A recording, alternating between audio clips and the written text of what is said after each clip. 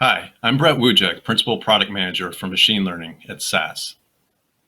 I think we're all pretty well aware that analytics plays a key role in getting us from questions to intelligent, informed decisions these days. I mean, that this analytics term is somewhat nebulous in nature, and we can make it more concrete by actually defining a more structured process around this that we refer to as the analytics life cycle. And this analytics life cycle has some key phases in it with key activities in each of those.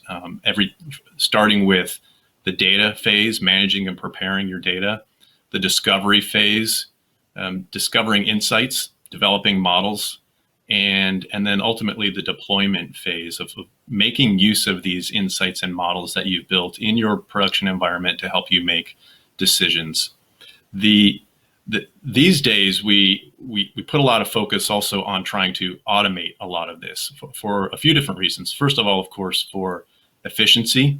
Let the machine do things much more quickly and more effectively than we could do on our own, but also to enable those without as much technical knowledge to still take advantage of the technology and these capabilities. And so we put a lot of emphasis on trying to automate different aspects of the analytics lifecycle and the different tasks within there. But we need to be mindful of not just turning everything over to the machines and making this sort of a closed box, click the button and get your predictions to use and decisions out of this. We need to reinforce that humans need to always have that sort of oversight in the process and be able to interject knowledge and combine that in conjunction with what the machine is automating for us. And so that's what I hope to do throughout this presentation is not only go through the life cycle from end to end and show how we provide automation capabilities in each of these areas, but also do so in a way that reinforces that notion that it's this collaboration between humans and manual intervention in the process and the automated aspects of what we can provide in a more efficient manner automatically. So before I step into the automation aspect specifically, I'm going to give a quick overview here, kind of a screenshot walkthrough of our environment for the analytics lifecycle, for those of you who might not be very familiar with it. And as you see over here on the left, we provide this navigation menu that takes you through the process, the lifecycle, step by step, and starting with managing data, defining your different data sources and pulling in from all sorts of different data sources to and profiling the data to get a good understanding of it. And then from there, preparing the data, because the data in its raw form almost is never really directly appropriate or in the right form for analytics and model building. You need to do some transformations on it and maybe pull different data sources together. And that's what the data preparation phase allows for you to do. Then once you have your data for analysis, you can of course explore that data, look at the different relationships among the variables, see, look for interesting trends and see what types of observations are in clusters and things like that. And of course, build models from this data, models that help you make predictions. And you can just do so interactively, but also do it in a more structured environment in Model Studio here, where we can build out pipelines that contain different nodes of data feeding into different pre-processing steps and feeding into then a number of different modeling nodes to build out different models, potentially ensemble those models together and automatically compare those models in sort of a modeling tournament approach.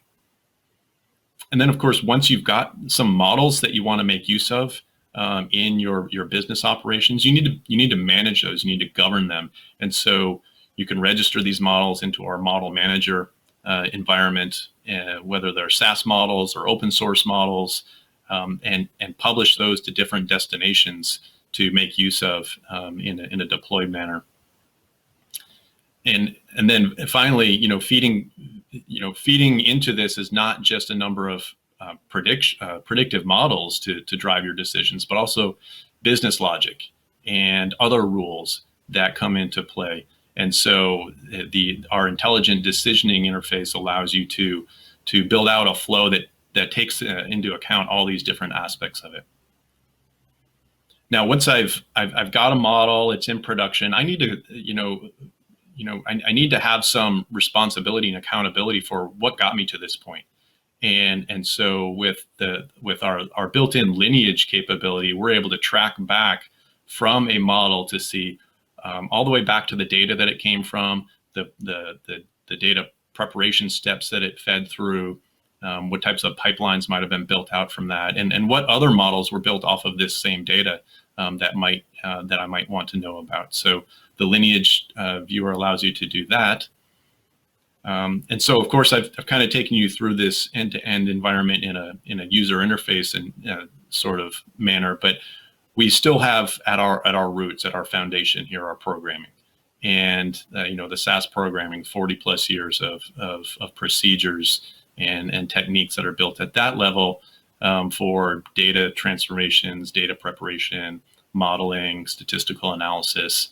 And of course, the different actions that we provide now in the VIA environment. So we provide this IDE for helping you develop those programs, but also now we provide an API into the other popular programming languages. Whether you're a Python programmer, an R programmer, you're working in Java, maybe you want to access our analytics through REST calls. These APIs now provide you the ability to access our analytics regardless of your programming language. Okay, so with that kind of as our foundation, let's start stepping through the analytics lifecycle here, and we'll start with the data aspect, where from an automation point of view, we're focusing largely on the data cleansing and data preparation activities involved here. And so from an automation standpoint, of course, when I'm building out a data preparation plan, I have all these transformations available to drag in and apply to the data, but I can also just come click this Get Suggestions button. And what this is going to do is it's going to run some machine learning models behind the scenes on the data and give me suggestions for what types of transformations might be most effective for this data based on previous data sets and what were effective for those data sets. So it runs these machine learning models, and you can enhance and expand the meta learning behind the scenes here as well. But again, at all points here, it's providing these as intelligent suggestions. It doesn't automatically apply these. Again, this is not a closed box solution. I as the human have this oversight now to say, yeah, okay, I do want to one-hot encode this column, or I do want to scale it or standardize and those types of things. And so I can build out my data preparation plan with this combination of these automated suggestions and my own knowledge of what should be appropriate for my problem. Okay, so now let's step forward into the discovery phase, and we'll start by focusing more on the exploratory analysis aspect of it. And many of you are probably familiar with visual analytics, and that is the primary interface for doing that. And what I'm going to show you here are some ways that we've built in automation. In this case here, just being able to select a variable, and it will automatically behind the scenes go and run a correlation analysis so that I understand just right from the start, what are the correlated variables that might drive and be related to this variable of interest. And then, of course, I can drag in different visual objects and build out my report and my analysis in that manner. But out of the box here, again, we provide suggestions. And it will, based on the profile of this data, it understands what relationships might be important for me to look at. And it will build those graphical elements for me, and all I have to do is drag them in. I could do this, of course, just with the raw objects that are available, but that takes some time to build those up and configure those properly. And this allows me to do this, in just a few clicks directly, and it will do the syncing up of the graphs as appropriate there as well. So, and then probably even most to be most effective is this ability to say explain a variable. And what that means is it's going to go off and run some machine learning models on the data behind the scenes, train the models to understand what factors drive this variable of interest, and not only provide back, graphical and numerical analysis of it, but do so in natural language using our natural language generation capabilities. So you see the text all around here that's explaining this in just plain language as I would expect and want to read it. And I can click on different factors and see how the different levels of those factors drive this, this variable of interest as well. So some really powerful stuff right out of the box there, just with a few clicks and getting a good understanding of the data and what's driving it.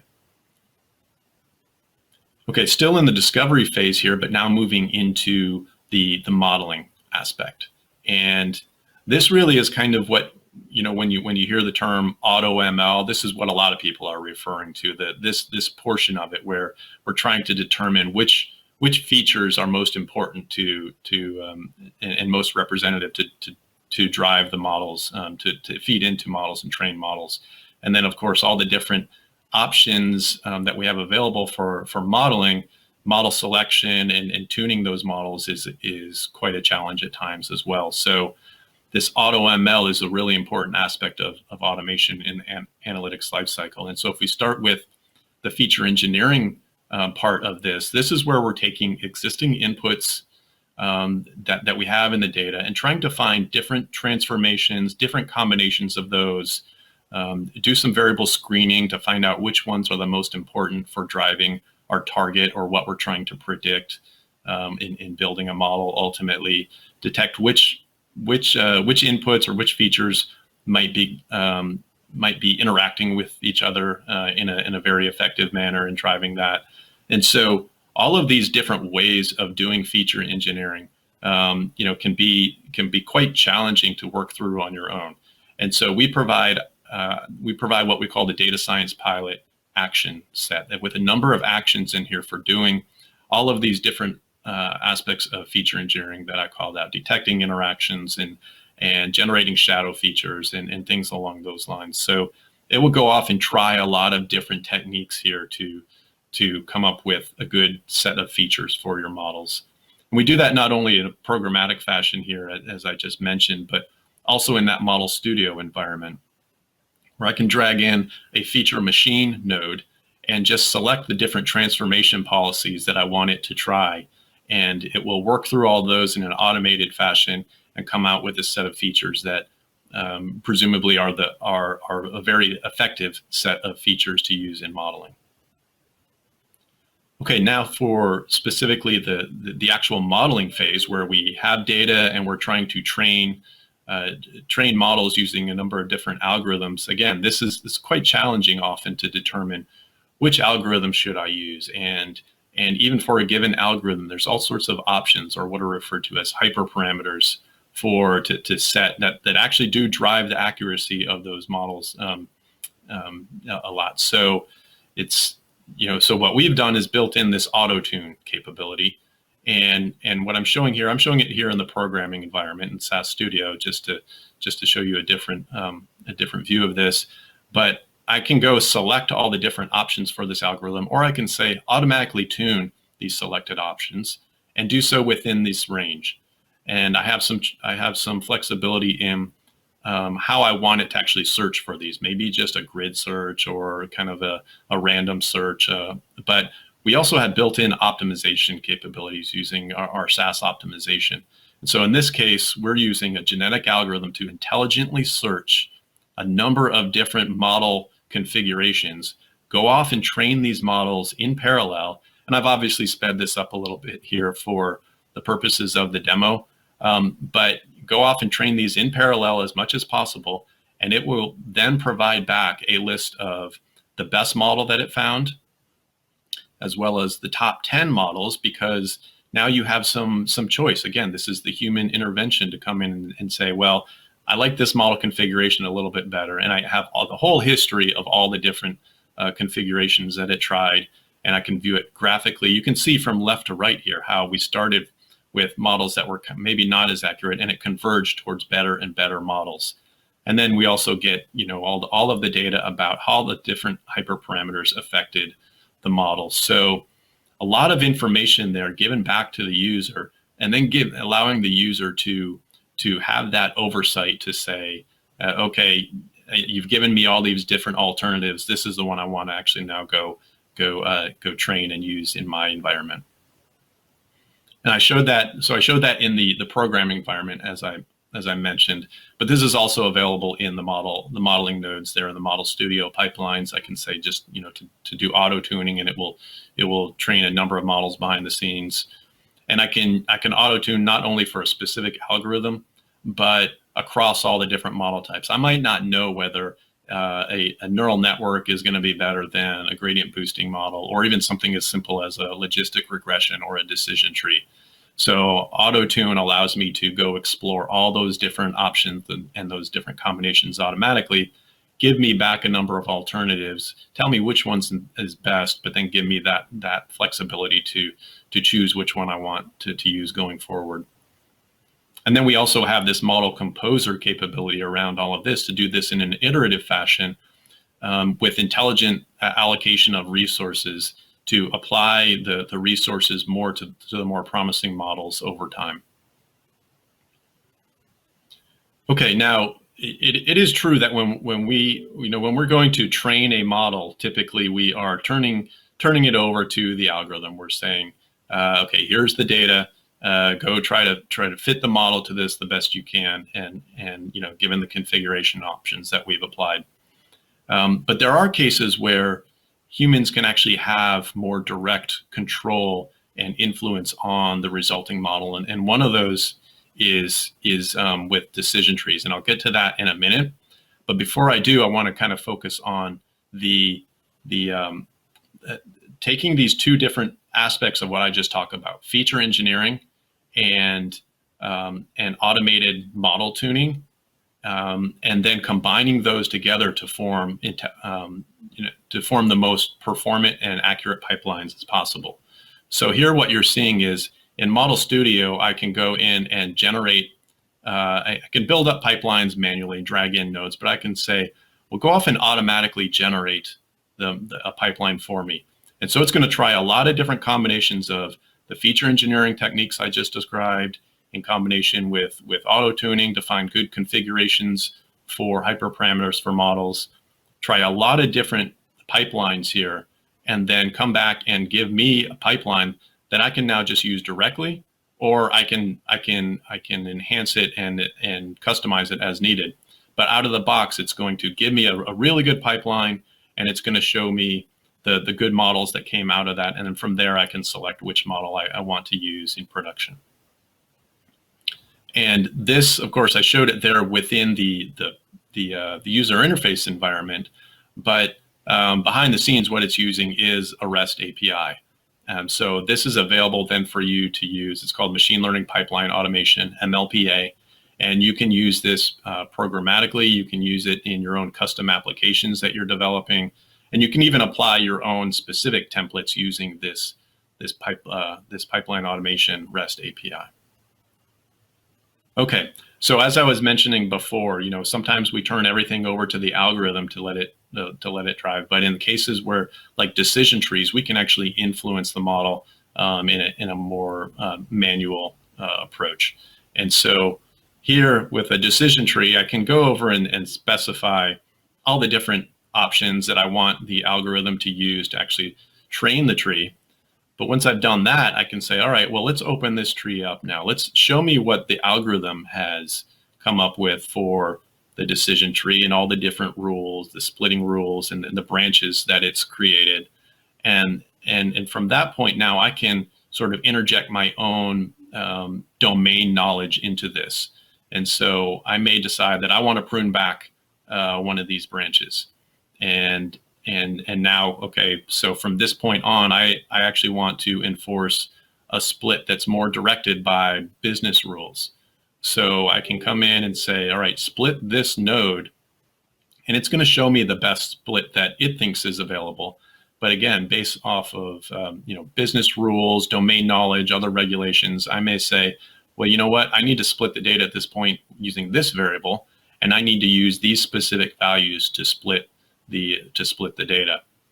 And so I can just specify those manually and, again, direct how this tree is actually being built out. So I can do that for not only numeric variables or measures, interval variables, but I can also do that for categorical variables, here in this case, a job. So I can build out kind of different buckets of jobs to split the data and kind of direct it in a more manual fashion that way. So this kind of combination of applying algorithm-driven modeling and human intervention is really important. Okay, so now let's move on to the deployment phase. We've created all these models. We've gathered different insights from exploratory analysis. Once I've developed these models, I need to be able to manage them and govern them in a orderly fashion. So Model Manager allows me to do that. I can build out different projects. I can publish these models to different destinations. But what I want to focus on here for the purposes of automation is that we can automatically monitor the performance of these models over time. And so from left to right there, you see the different different bins for variables, and are the distributions of the variables changing? If we're seeing changes over time in how the accuracy of the model, or how the type of data that we're actually seeing in production, that's time to actually go off and consider retraining these models. These models are probably potentially not really effective anymore or appropriate. And so it's time to retrain those models. And I can go off and do that manually, but I can also build it into sort of an overall workflow that I can schedule and coordinate manual tasks with automated tasks here. So providing that manual oversight to look at the performance over time, and to initiate retraining, and to approve that, okay, this new model is the one that we now want to use in production. You can build all of that, sort of this combination of manual tasks and automated tasks, into an overall process, a workflow here. And finally, again, what is it that we're trying to do with all of these analytics and the models that we're building? We're trying to actually drive decisions.